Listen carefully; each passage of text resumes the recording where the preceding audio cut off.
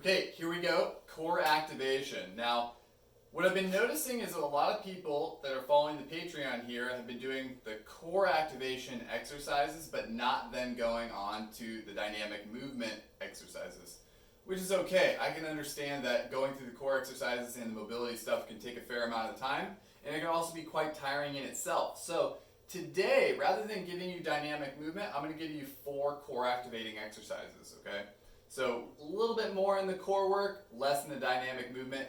And really, when it comes down to prioritizing, getting the mobility and the core stuff done first is the most important thing, especially for a healthy body in general. All of these things are going to help you a lot, and then dynamic movement is going to push you more into fitness and then really progressing into performance. So all this is fantastic. Just keep doing these first 2 levels at the very least, and you're going to notice a lot of difference in your body fat loss and spinal health and mobility, flexibility in general. Okay, so this first one, I don't think I've shown you guys this before. This is pretty tough. Now, what you're going to need is some sort of chair or bench. Okay, so a bench or a chair, whatever you use can work, okay? So let me show you what it looks like with a chair. So I'll set this up. Okay, imagine that's my chair. Now what we're going to do is we're going to set up in a pigeon stretch position with our chair, okay? So what that looks like, a typical pigeon stretch is where we have our knee on the ground forward and our leg back, and we're stretching like so, okay? But now we're going to do it with our leg elevated on the bench or chair, like so. So what I have is my shin is going across the chair laterally, my foot's off the edge, and you can see that my back foot is on the ground behind me, but my knee is not on the ground, okay? Now you can grab onto the back of the chair or the bottom to set yourself up, but then the goal from here is to actually hold yourself up by pushing this knee through the bottom of the chair to then hold your posture nice and upright. So I'm in this long glute stretch position, but it's actually activating to hold me here. Now, this leg is working as well. That's great, okay? That's fine. But we want this left glute, this forward leg glute, to really, really be activating to be able to hold most of our weight here. If you need to use your hands at any point for a little help, that's fine. But you're going to try to hold the position for 30, 45 seconds to a minute, okay? Anywhere from 30 seconds to a minute. And I already feel my left glute burning. Now I'm going to show you from a different angle. If I was using a bench, which is what this would be the forward angle. So you can see that my shin is going across the bench, and my back foot is behind me, my left knee is not on the ground. I'm going to end up holding my chest nice and upright. Use your fingertips if you need to, like so. And that's tough. Right glute's firing now. Okay, now the next exercise is also a glute exercise, but it's more of a glute maximus exercise. We just did piriformis glute medius in that previous exercise. That's a different, more lateral part of the glute. This is going to be more of the medial part of the glute. Okay, it's going to give us nice strength for deadlifting, picking up heavy things, and so squatting. So it's an elevated bridge, pretty simple. So I have the bench here, okay? The chair can work for this. It'll just be a little difficult, and I'll show you how we can maneuver that. But I'll show you with the bench first. So I'm going to sit down towards the ground so that just my head and shoulders are on the bench. I'm going to push my hips up nice and high. Now, as I do this, I'm really driving up, but I'm also keeping my abdominals engaged so I don't hyperextend my back, okay? Meaning I don't use too much back as I do this glute hamstring exercise. I let my head relax. Now, for many of us, just holding this right here will be appropriate in its intensity. And for some people, you might want a little bit more intensity. So what you'll do, if you don't want to just hold, you're going to bring one leg up all the way, but keep your hips up nice and high. Go back down.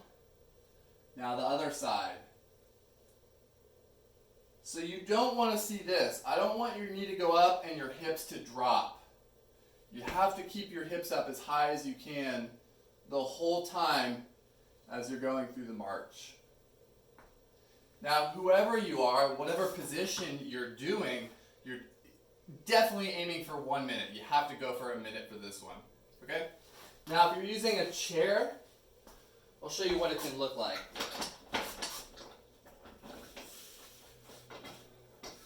And I'm not going to say, it's going to be as easy as if you were using a bench, but if this is my chair right here, you just have a smaller space to let your head and shoulders go on the edge of the chair. You can also use the edge of a couch. That works great, actually. And then your hips are up high here and going through that march. Okay? So that is our first 2 exercises. We have our backside covered, meaning our glutes are activated. Now we're going to get more into the core, okay? The front side of the core, that is. So the rectus abdominis, transverse abdominis is really integral to keeping our spine strong and healthy and not collapsing in our posture when you're doing anything out in the real world, right? So many of us are hunched over. And we're not just hunched over because of our poor postural patterns, but we're also hunched over because we don't have good core strength. Counterintuitively enough, the muscles that crunch us this way actually help us stay upright as well, but it's in an eccentric contraction kind of way. And I'm not going to get too deeply into that kind of science, but it's important for our posture that our front side is actually strong as well, not just our back side. So this exercise, it's really simple, and the reason why I like to teach people is because a lot of people know how to do sit-ups, but typically when people are doing sit-ups, they're going really fast, and it can be quite harmful and risky for the back. So I'm going to teach you to do it really slow. Now, what you're going to do is you're going to lay on your back, you're going to have your feet shoulder width apart, and notice that my toes are just relaxing. That's important. We want our legs to stay completely unengaged and not working here. So when I demonstrate just letting my feet relax, that is purposeful because I don't want my legs to be working. So just shake them out a little bit, let them relax. Then I'm going to put my hands on my thighs, let my head relax back. Now I'm going to try to curl my chest up 1 vertebrae at a time, starting with my head and neck, going into my thoracic spine, then into my lumbar spine as I bring my chest all the way up. And I'm also thinking slide my hands down my thighs toward my knees, okay? So I'm going to take a big breath in. Start. Head. Shoulders. Hands are sliding. Slow. All the way up. Pretty vertical. Now 1 vertebrae at a time, I'm going to go down.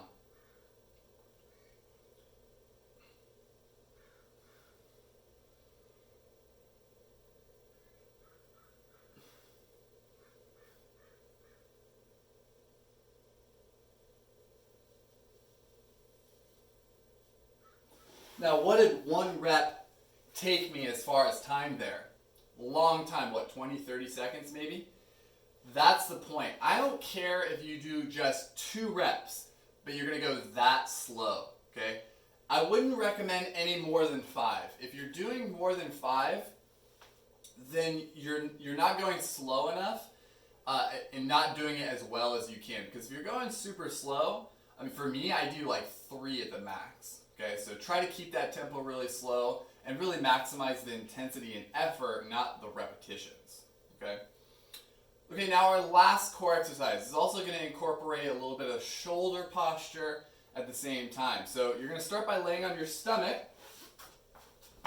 And for this one, you're also going to try to keep your legs disengaged. So I'm going to let my leg kind of shake them a little bit and make sure that they're loose and relaxed. So I'm not using them, okay? Now from here, I'm going to bring my hands out to my side so that my arms are 90 degrees or perpendicular to my body, 90 degrees in my shoulder.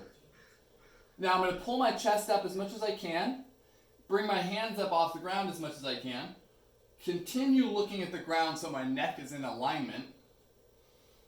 Now, let the legs relax. So just the back, the spinal erectors, and the shoulders are working to keep our arms up high. Really important the hands don't go back.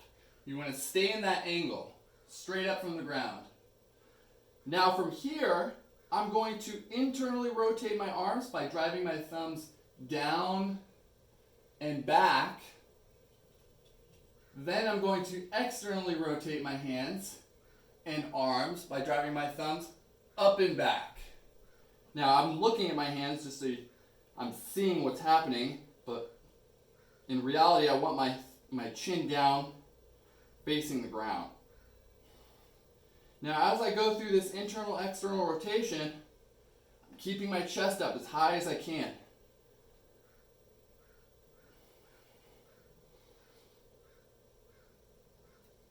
Okay, I did about 4 there. Super tough, so I'm asking you to do somewhere between 4 and 8 there. That's your 4 exercises. Go through 2 to 3 times. I hope you enjoy, see how the body feels after, and I will see you next week, my friends.